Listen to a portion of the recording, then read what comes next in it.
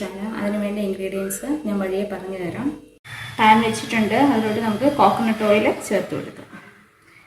Egg roast ആയതുകൊണ്ട് കുറച്ച് തോന ഓയിൽ ചേർക്കുന്നതാണ് നല്ലത്. എണ്ണ ചൂടായി വരട്ടെ.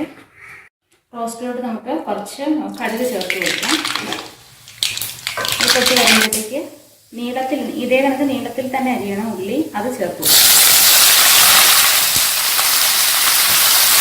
ഇതിപ്പം ഒരു 8 ഉള്ളിയുണ്ട്, 8 മീഡിയം സൈസ് സവാളയാണ് റോസ്റ്റിന് വേണ്ടി ഞാൻ എടുത്തിരിക്കുന്നത്.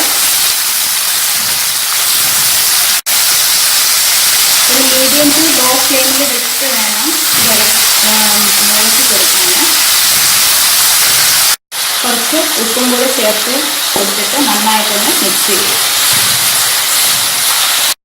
ഇപ്പോൾ ഉള്ളി നന്നായിട്ട് വഴണ്ടിട്ടുണ്ട്. ഈ ഒരു സ്റ്റേജിൽ വേണം നമുക്ക് ഇതിനകത്ത് ഇഞ്ചിയും വെളുത്തുള്ളിയും ചേർത്ത് കൊടുക്കാം. ഇതിപ്പോൾ ഒരു വലിയ കഷ്ണം ഇഞ്ചിയും ഒരു 8 വെളുത്തുള്ളി ചതച്ചതും കൂടിയാണ്. എന്നിട്ട് നന്നായിട്ട് മിക്സ് ചെയ്ത് കൊടുക്കാം.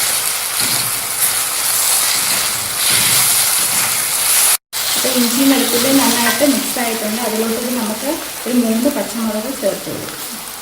ആ പച്ചമുളക് എല്ലാവരെയും എരിവനുസരിച്ച് ചേർക്കാം. നമുക്കൊന്ന് വാടി വരട്ടെ. അപ്പോഴത്തേക്ക് നമുക്ക് തക്കാളി ചേർക്കാം. ഇനി നമുക്കിതിലോട്ട് തക്കാളി ചേർത്ത് കൊടുക്കാം. ഇതിപ്പോൾ 2 മീഡിയം സൈസ് തക്കാളിയാണ്. നല്ല പഴുത്ത തക്കാളി വേണം ചേർക്കാൻ. അതും കുറച്ച് കറിവേപ്പിലയും കൂടെ ചേർത്ത് കൊടുക്കാം. എന്നിട്ട് നന്നായിട്ടൊന്ന് മിക്സ് ചെയ്യും. തക്കാളി നന്നായിട്ട് വഴണ്ട് വന്നിട്ട് വേണം അതിനകത്ത് മസാലപ്പൊടികളൊക്കെ ചേർക്കാൻ.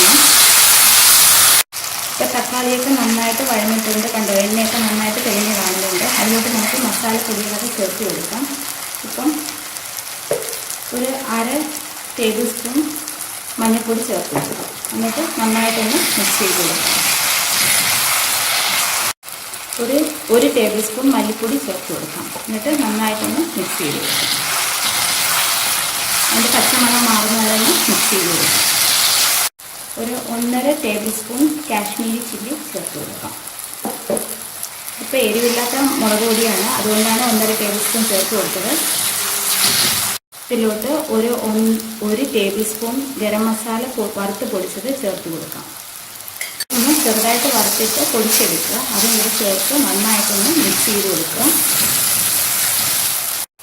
ഒരു 1/4 ടീസ്പൂൺ കുരുമുളകിൻ്റെ പൊടി ചേർത്ത് കൊടുക്കാം. കുരുമുളകിൻ്റെ പൊടി ശകലം കൂടിയാലും കുഴപ്പമൊന്നുമില്ല, എരിവനുസരിച്ച് ചേർത്ത് കൊടുക്കാം. എന്നിട്ട് നന്നായിട്ടൊന്ന് മിക്സ് ചെയ്ത് കൊടുക്കാം. ഇതിലോട്ട് ഒരു ടേബിൾ സ്പൂൺ വിനാഗിരി ചേർത്ത് കൊടുക്കാം. വിനീഗർ ഇല്ലെങ്കിൽ ഒരു ടേബിൾ സ്പൂൺ നാരങ്ങ നീര് ചേർത്ത് കൊടുത്താലും മതി. എന്നിട്ട് നന്നായിട്ടൊന്ന് മിക്സ് ചെയ്ത് കൊടുക്കാം.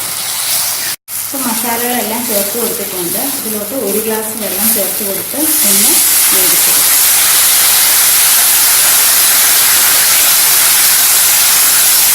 ഇത് നമ്മൾ ഉപ്പും നോക്കണം. ഉപ്പില്ലെങ്കിൽ ചേർത്ത് കൊടുക്കാം. ഇപ്പോൾ മസാല റെഡി ആയിട്ടുണ്ട്. നമുക്ക് അതിലോട്ട് മുട്ട ചേർത്ത് കൊടുക്കാം. മുട്ട വേണമെങ്കിൽ നിങ്ങൾക്ക് മുറിച്ച് ചേർക്കാം. ഞാനിപ്പം ഇങ്ങനെ തന്നെ ഇടുകയാണ്.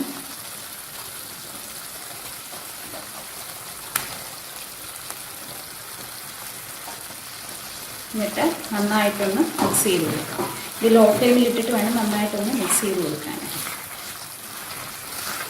ഒരു 2 മിനിറ്റ് ലോ ഫ്ലെയിമിൽ ഒന്ന് കിടക്കട്ടെ. എന്നിട്ട് നമുക്ക് കറി ഓഫ് ചെയ്യാം. അപ്പോൾ മുട്ടയൊക്കെ നന്നായിട്ട് മുട്ടയൊക്കെ നന്നായിട്ട് വെന്തിട്ടുണ്ട്. നമുക്ക് ഓഫ് ചെയ്യാം. എണ്ണ തെളിഞ്ഞിട്ടുണ്ട്. ഓഫ് ചെയ്ത് കൊടുക്കാം. ഇത് നല്ലൊരു മുട്ട റോസ്റ്റാണ്. ഇത് നിങ്ങൾ വീട്ടിലൊന്ന് ട്രൈ ചെയ്ത് നോക്കുക. Thank you for watching Nella's kitchen.